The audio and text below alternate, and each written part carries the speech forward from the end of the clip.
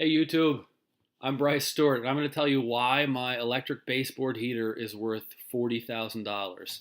I'll show you the exact electric baseboard heater if you come with me right now. This is my house. Sorry it's a little messy. Here's my Three Seasons room, or formerly Three Seasons room. A friend staying in here right now. There's the bed. Here's the baseboard heater that's worth $40,000. At least to me it is. Whoops, I'm not on camera. There we go. Let me tell you why it's worth $40,000. Here's what I did. About 6 months ago, I needed $26,000 for some renovations that I wanted to do on a few of my rental properties. The first one was a one-bedroom apartment that was oversized and I felt could be turned into a two-bedroom apartment and get higher rent. The second one was a place that I needed to renovate completely, and the third one was a place that with a renovated bathroom I felt could rent for a lot more. So, but I didn't have $26,000 in free cash available. All my money was tied up.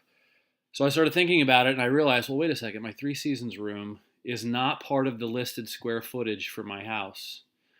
I called an appraiser friend of mine and I said, hey, if you were to come through and I had a Three Seasons room that was insulated and had a floor and a ceiling and drywall and everything and windows, and then it also had heat, would that increase the square footage of my home? Or do I have to get that like approved through the county or something like that? And the appraiser said, no, we don't wait for the county to redo square footage. We just go based on what it is when we get there. I said, thank you very much, hung up the phone, picked it up again, called my electrician, said, can you put in a baseboard electric heater? He was like, yeah, I'll do it next week. Hung up that phone, called my banker and said, you know how you have all of my personal financial data on file there? I'd like to file for an application for a new mortgage, a refinance mortgage on my primary residence. Now, my home was worth about $245 or $250. We had a fairly highly leveraged mortgage in the past of about 90% loan to value that we had paid down a little bit in the last few years. But so what I did was this. We heated the Three Seasons room.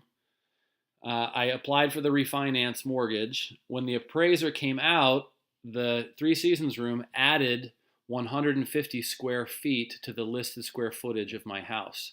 So now when that appraiser picked comparable properties for my place, instead of him picking comps from the 1,750 square foot set, he chose comps from the 1,900 square foot set because now my house was 1,900 square feet.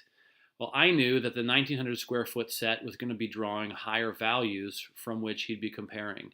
And true to my guess, it added about $25,000, $27,000 to the appraised value of our home, just because it was drawing from a different comparable set. We refinanced out that $26,000. I used the $26,000 to pay for the renovations to turn the one bedroom into a two bedroom. That increased rent by about $150 per month. I used it to completely renovate another apartment. That increased rent there by about $200 per month.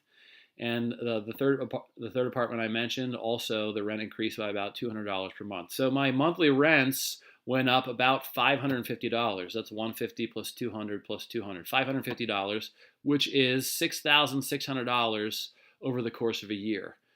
So my investment increased my rents by $6,600. Now, for most people who are looking to invest money, they use what's called a capitalization rate, which tells you your return, the percentage of your return based on your purchase value.